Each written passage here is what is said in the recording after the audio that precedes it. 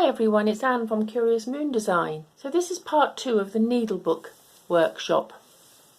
I hope it's not too dark for you. It's a horrible day out, very wet and gloomy. But I've got the light on here. So if you remember last time we stitched the cover to the lining at the top. And as I said before, you could glue it or hand stitch. So we want to make some pockets and places for the pins. Now you've got to allow for the hem at the bottom, so I'm going to put a pin in there just so that I don't go down further than that with the pocket, and open this out. And then what you want to do is gather some fabrics together, small pieces of fabric and felt, and just put things on and see if they work. So I've cut this piece of pink felt up, which I thought would look quite nice there to put pins and needles in, but it's a bit flat. So I've also found this bit of broderie anglaise fabric, so I could layer that up like that, and it's quite nice to have some ribbon. Maybe have that there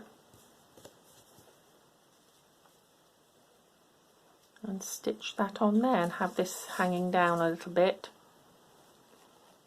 That looks quite nice. On this side I want to put a bit of felt up there for pins, and I found this. I haven't gone out and bought anything special, I've just looked in my stash and there's a little bit of green in there which goes with the cover and there, but I thought I'd put some lace or maybe some fabric.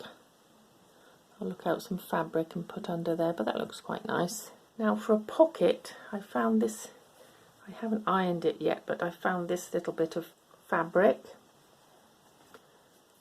which just pulls it all in with the pink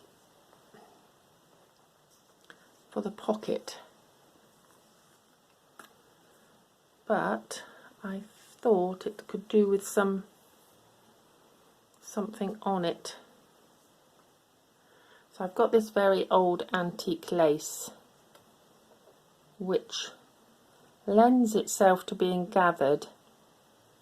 So what I'm going to try and do is hand stitch that on there before I put the pocket on, just to give it a little bit of interest. I have got some bigger lace pieces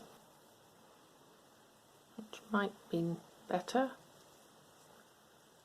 What about that on there? That looks quite nice. I could have another pocket on there. So it's a question of moving things around and seeing what you like the look of. Now if I'm going to do something on this pocket, I'll have to do it away from the Needlebook before I attach the pocket. So if I wanted to put that on, for instance, I'm going to have to stitch that on first, or if I want to put this lace on. And this is the fun part, you can sort of pretty it up however you want.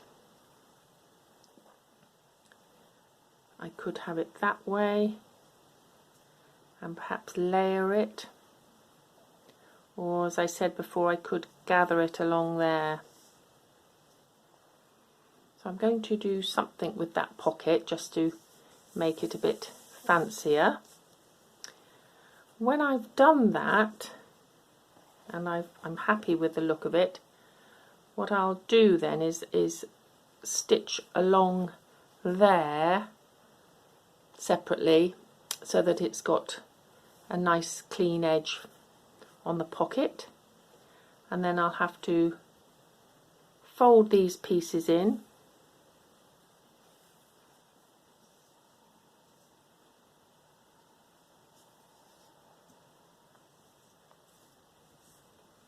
and stitch them onto the fabric.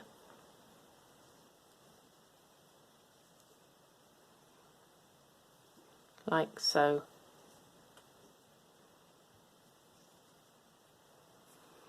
And like I said, if you haven't got a sewing machine, you could hand stitch it, or you could glue it. So I would stitch along here, cross and up. You can also divide the pocket and put whatever you like on it. And you do all this before you attach the lining to the cover, and then all the stitching will be hidden on the other side. One thing to bear in mind is you need to know where your middle is going to be for placing your pockets, etc. So it's always worth just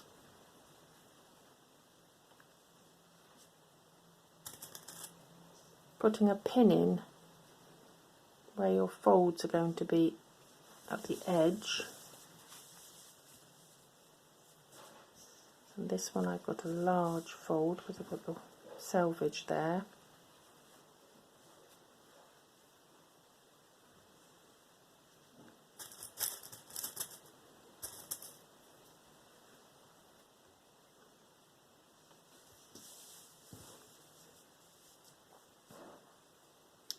And then fold your fabric in,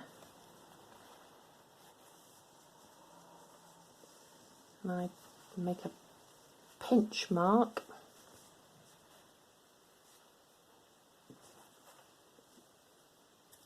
and then put a pin there.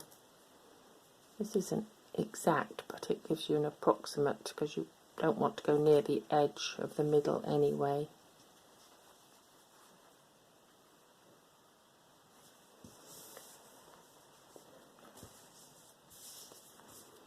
And that way you know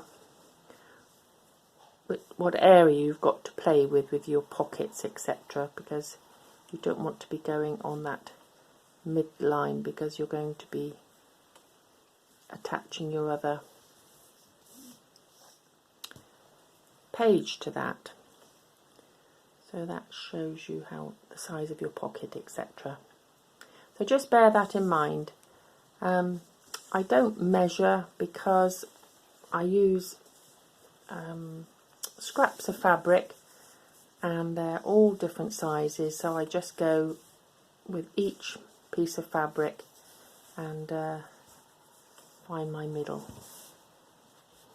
Alright, now with some of my needle books I actually put a lining in for the pocket, but I'm not going to do that today because these are quite thick fabrics and the pocket will be fine without it.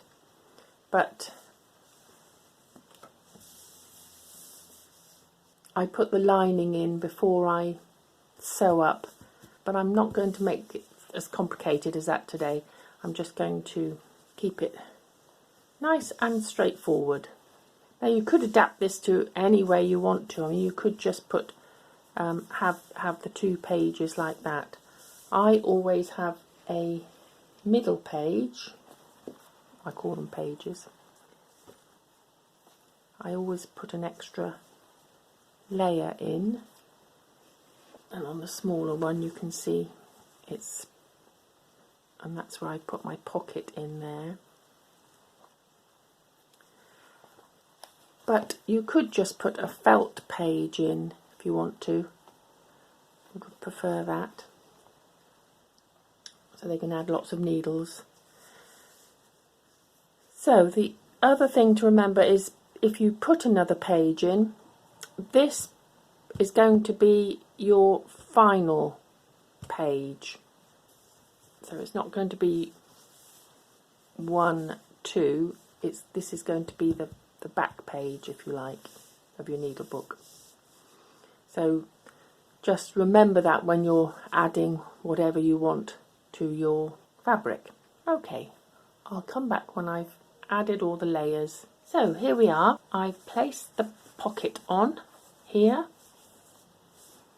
and I put some lace under that, a little bit of felt, and I've added those. I've just sewn around here and I just stitched that bit, and I've decided I'm not going to have a pocket on the front and the back area. I'm going to put it on the next lot of pages. So the next thing for me to do, I'll lift those out of the way and I'll sew along here, up here. This is already stitched, and down here. So then that piece will be complete. Now if you wanted to put a nameplate or something on the front, like something like one of these, then obviously you do that before you stitch these two together. It just makes it easier, and I might do that. And then you can put a little label in, pins and needles or something, or you could have a different piece of fabric. I'd cut this down a little bit and have that underneath, just to give it a bit of added interest. And then also, before you sew up, if you want to put a button here for a closure, if I show you on this one, I just added a bit of wool in between, so that on each side, so you could put a bit of wool there before you stitch along here. On this one I added a button and I stitched some ribbon on the centre there for that to be my closure. You can see I've added a nameplate there. So lots of things to think about before you finally sew those two pieces together.